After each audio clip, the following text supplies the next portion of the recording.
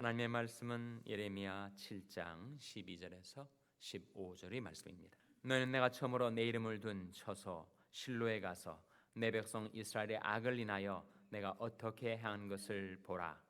나 여호와가 말하노라. 이제 너희가 그 모든 일을 행하였으며 내가 너희에게 말하되 새벽부터 부지런히 말하여도 듣지 아니하였고 너희를 불러도 대답지 아니하였느니라. 그러므로 내가 실로에 행함같이 너희가 의뢰하는 바 내 이름으로 일컬음을 받는 이 집 곧 너희와 너희 열조에게 준 이곳에 행하겠고 내가 너희 모든 형제 곧 에브라임 온 자손을 쫓아냄같이 내 앞에서 너희를 쫓아내리라 하셨다 할지니라. 아멘. 할렐루야. 서로에게 평강의 복을 기원하는 마음으로 샬롬 인사 나누시기 바랍니다. 샬롬. 샬롬. 오늘도 수요 새벽 기도에 잘 나오셨습니다. 수요 예배가 저녁 7시 반에 드려지게 되겠습니다. 역사는 반복된다라고 하는 말이 있죠. 역사는 반복이 되는 것 같습니다. 좋은 역사가 반복되는 거야 뭐 좋은 일이죠. 그러나 불행한 역사가 반복되는 것은 안타까운 일입니다.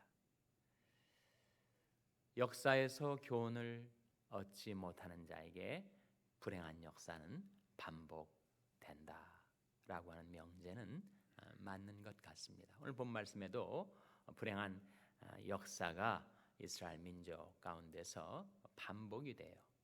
한 번은 실로에서, 다른 한 번은 예루살렘에서. 오늘 본 말씀 같이 보시겠습니다. 12절 말씀 같이 읽겠습니다. 시작. 너희는 내가 처음으로 내 이름을 둔 처소 실로에 가서 내 백성 이스라엘의 악을 인하여 내가 어떻게 한 것을 보라. 여기 한 지명이 나오죠. 무엇입니까? 실로가 나옵니다. 실로. 실로는 어디에 있는가? 에브라임에 있었어요. 이스라엘 민족이 12지파 가운데서 가장 강성한 지파가 바로 에브라임 지파. 북왕국의 주도적인 지파였죠. 남왕국의 주도적인 지파는 누구였습니까? 유다 지파. 그래서 남왕국을 가리켜서 유다라고 말을 하죠. 북왕국은 에브라임이라고 불려질 때도 있고 이스라엘이라고 불려지기도 하였습니다. 그래서 바로 북왕국 이스라엘 중에서도 에브라임 산지에 있었던 실로는 베델하고 세겜 사이에 있었던 한 지명인데 거기에 무엇이 있었죠? 실로에 뭐가 있었습니까? 실로에 성막이 있었어요. 성막. 그러니까 이스라엘 민족이 애굽에서부터 출애굽한 다음에 광야 40년 동안 하나님을 섬기며 살아갈 때 그들의 신앙의 중심이 바로 성막이었습니다.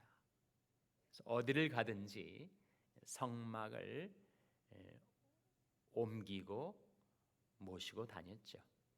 성막이 중요한 것, 거기 하나님의 임재가 약속되었기 때문에 성막 안에는 뭐가 있었죠?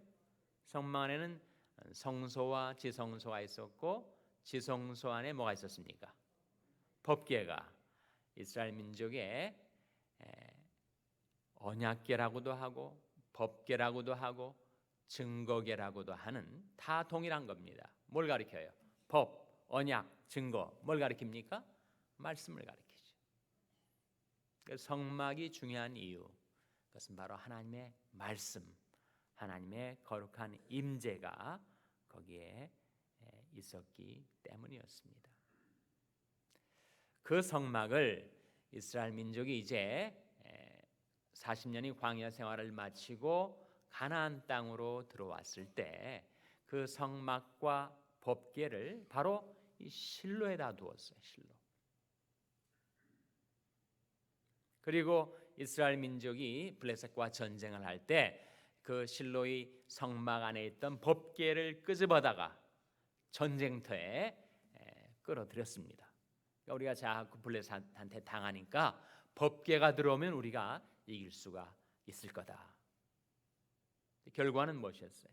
결과는 법궤를 빼앗겨 버렸어요. 그리고 실로의 성막은 무너지게 되었습니다. 왜 이렇게 되는가? 하나님이 가장 중시하는 성막과 법궤도 그렇게 잃어버리게끔 하나님께서 허용을 하시는가? 그것은 이스라엘의 불신앙과 범죄 때문이었죠. 그러니까 그들이 자신의 생활, 자신의 길과 행위는 도외시한 채 그저 열심히 종교 의식만 갖추면 하나님이 우리를 지켜줄 것이다 라고 하는 맹신을 갖게 되었었는데, 하나님께서 역사의 사건으로 그들의 맹신을 깨뜨려 버리시고 만 것입니다. 바로 그 사건을 염두에 두고 하시는 말씀이죠. 12절 말씀에 너는 내가 처음으로 내 이름을 둔 처소 실로에 가서 내가 내 백성 이스라엘의 악을 인하여 내가 어떻게 한 것을 보라. 아무리 실로의 성막을 의지하고 법궤를 의지한다고 말하였다 할지라도 그들의 길과 행위가 그 말씀에 합당하게 이루어지지 않는다면 그것은 악이고 악에는 심판이 임할 수밖에 없었다 하는 말씀이죠. 13절 말씀에 나 여호와가 말하노라 이제 너희가 그 모든 일을 행하였으며 내가 너희에게 말하되 새벽부터 부지런히 말하여도 듣지 아니하였고 너희를 불러도 대답지 아니하였느니라. 바로 유다 백성 예루살렘 성전을 의지해서 우리에게 성전이 있는 이상 바벨론에게 우리가 망하게 되는 일은 결코 없을 것이다. 이것이 여호와의 성전이라 여호와의 성전이라 여호와의 성전이라 라고 아무리 주장하고 외쳐도 그것은 공허한 것, 자신의 길과 행위가 하나님의 말씀에 합당하게 이루어지지 않는다면 그것은 거짓말을 신뢰하는 것과 같다는 거죠. 그래서 14절 말씀에 그러므로 내가 실로에 행함 같이 너희가 의뢰하는 바 내 이름으로 일컬음을 받는 이 집 곧 너희와 너희 열조에 준 이곳에 행하겠고, 이 집과 이곳 어디를 가리킬까요? 예루살렘 성전을 가리킨다는 거예요. 그래서 실로에 행함 같이 실로의 성막과 법궤가 있었으나 그것이 하나님의 심판으로 인하여 이스라엘의 거짓 의뢰가 다 무너져 내렸던 것처럼 예루살렘 성전을 의지한다고 하면서 그들이 길과 행위가 하나님을 떠나갔던 유다 백성에게도 예루살렘에게도 하나님의 심판이 임할 것이다. 그래서 15절 말씀에 내가 너희 모든 형제 곧 에브라임 온 자손을 쫓아냄 같이 내 앞에서 너희를 쫓아내리라. 에브라임의 실로가 에브라임의 안전보장이 되지 못했던 것처럼 내 앞에서 너희를 쫓아내리라 했을 때 너희는 누구를 가리킬까요? 유다 백성, 예루살렘 거민, 실로에서 역사의 교훈을 받지 못한 자, 그 불행한 역사가 이제 유다 백성에게도 예루살렘에게도 다시 일어나게 될 것이다 라고 하는 경고를 지금 하나님께서 예레미야 선지자를 통하여 유다 백성들에게 전달해 주신 것입니다. 그래서 우리는 역사에서 교훈을 얻어야 돼요. 일반사를 통해서도 교훈을 받지만 특별히 구속사 Salvation History에서 우리는 교훈을 받아야 됩니다. 그렇지 않으면 불행한 인간의 역사는 반복되기 때문에 하나님이 우리에게 성경책을 주신 것, 그것은 역사에서 교훈을 받으라. 구약성경은 이스라엘 민족의 역사인데 그것이 한 민족과 무슨 상관이 있다는 말인가? 창조주 하나님께서 일반의 마음을 지으셨기 때문에 이스라엘 민족의 역사에서 우리는 한 민족의 역사뿐만 아니라 우리 각 개인의 인생의 역사에도 중요한 교훈과 경계를 받는 것입니다.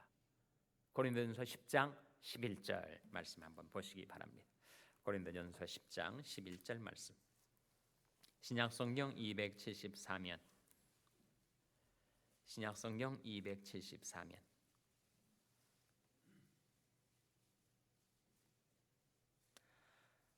신약성경 274면 고린도전서 10장 11절 말씀 찾아서 같이 읽겠습니다. 고린도전서 10장 11절 말씀입니다. 같이 읽습니다. 시작. 저에게 당한 이런 일이 거울이 되고 또한 말세를 만난 우리의 경계로 기록하였느니라. 여기에 뭘 기록했다는 거예요? 성경을 기록했다는 거예요. 구약을 기록했다는 겁니다. 그런데 성경이 기록된 목적이 무엇인가? 우리에게 성경이 무엇이 되고 무엇을 위하여 기록되었다고요? 우리에게 거울이 되고, 그리고 우리의 무엇을 위하여? 우리의 경계로 기록되었다.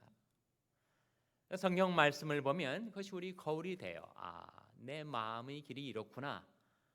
내 인생의 길이 이렇구나.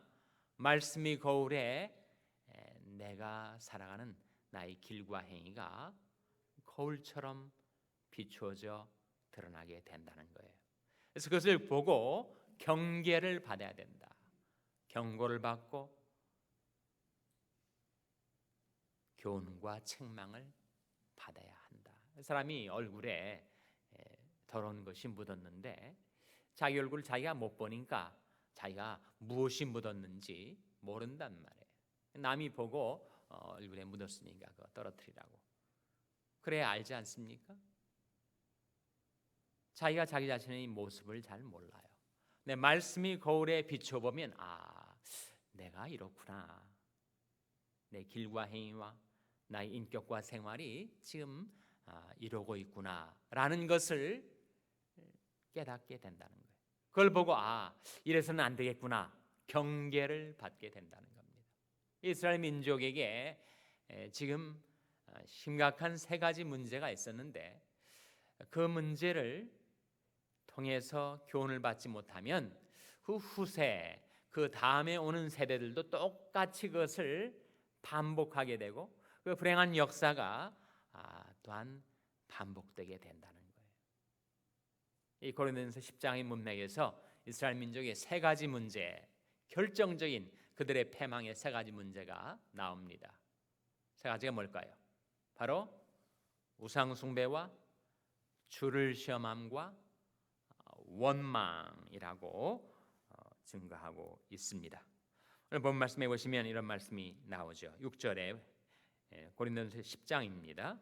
고린도전서 10장 6절에 그러한 일은 우리 거울이 되어 우리로 하여금 저희가 악을 즐겨한 것 같이 즐겨하는 자가 되지 않게 하려 함이니 7절 말씀에 저희 중에 어떤 이들과 같이 너희는 무엇하는 자가 되지 말라 했습니까? 우상 숭배하는 자가 되지 말라. 두 번째는 그들이 주를 시험했단 말이에요. 9절 말씀에 저희 중에 어떤 이들이 주를 시험하다가 뱀에게 멸망하였나니 우리는 저희와 같이 시험하는 자 되지 말라. 저희와 같이 시험하지 말자. 주를 시험한다는 것은 무엇입니까? 주를 시험한다는 것은 불신앙을 말해요. 하나님이 이래도 이렇게 하실까? 저래도 저렇게 하실까? 주를 시험하고 주를 테스트하는 것. 하나님 우리를 테스트하셔야지 인간이 하나님을 테스트할 수가 있습니까? 그런데 우리가 불신앙에 빠지면 주를 시험하는 자가 된다는 거예요. 세 번째는 원망입니다. 10절 말씀에 저 중에 어떤 이들은 원망하다가 멸망시키는 자에게 멸망하였나니 너는 저와 같이 원망하지 말라. 세 가지. 이 우상 숭배 속에 온갖 술 취함과 방탕함과 음란과 호색과 쟁투하시기가 다 들어가요. 그러니까 하나님을 버리니까 우상은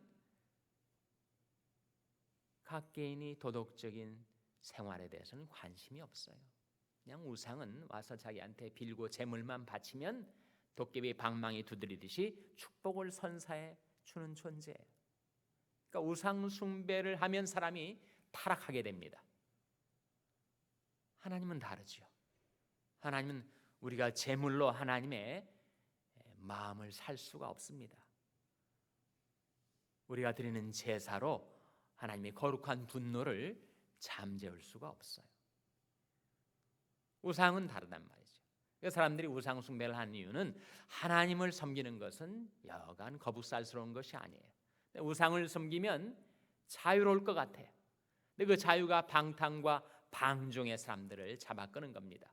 그래가지고 우상 숭배를 하면서 그들이 술에 취하고 방탕하고 음란하고 호색하고 쟁투하고 시기하고, 그러다가 하루에 몇 명이 죽었다고요? 몇 명이 죽었다고 나옵니까?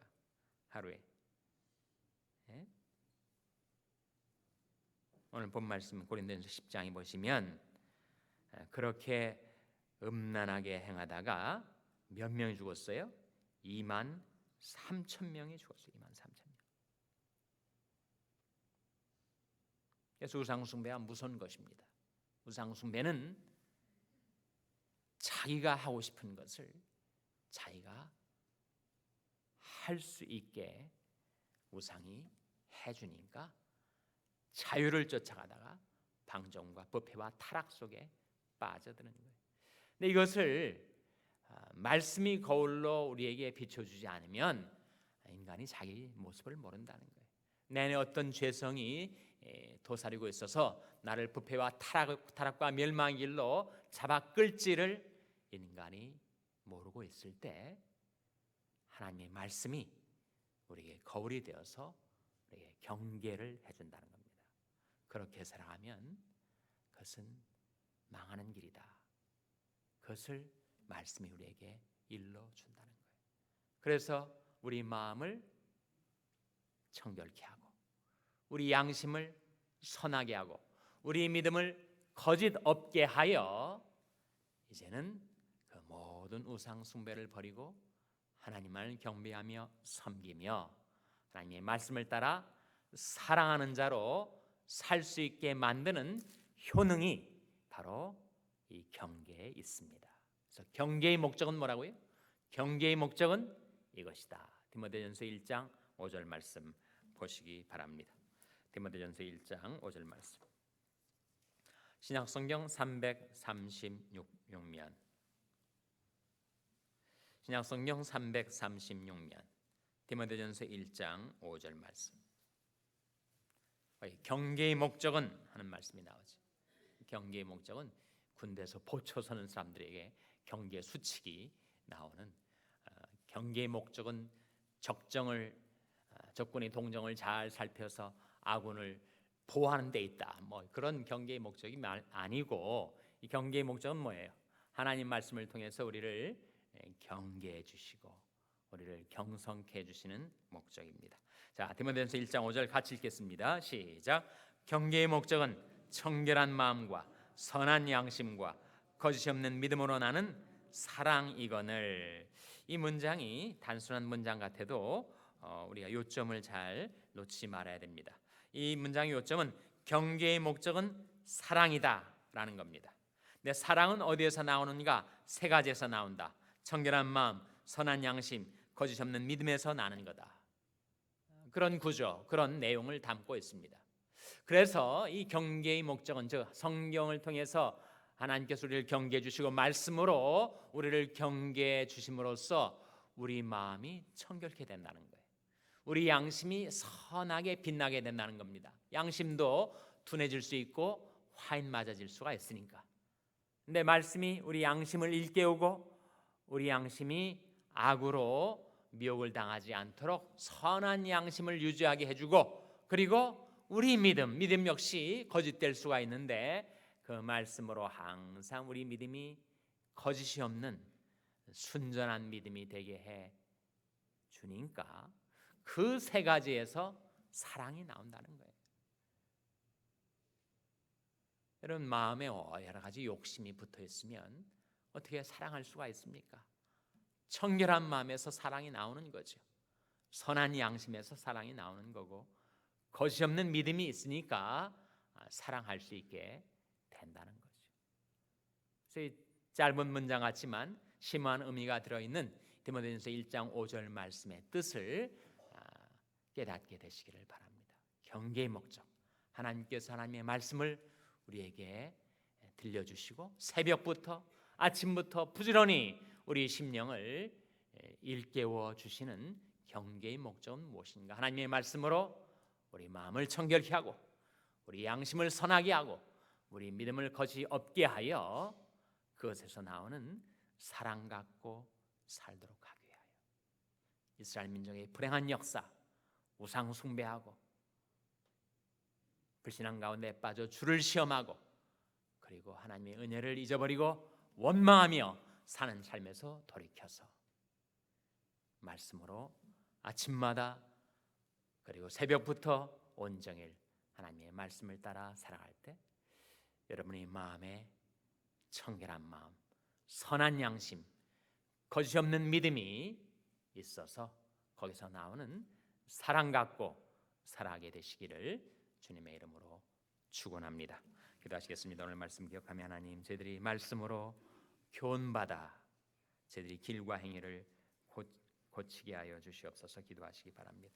우리 자녀들을 위해서 기도할 때 하나님의 말씀으로 아침마다 저희 자녀들을 깨우쳐 주시고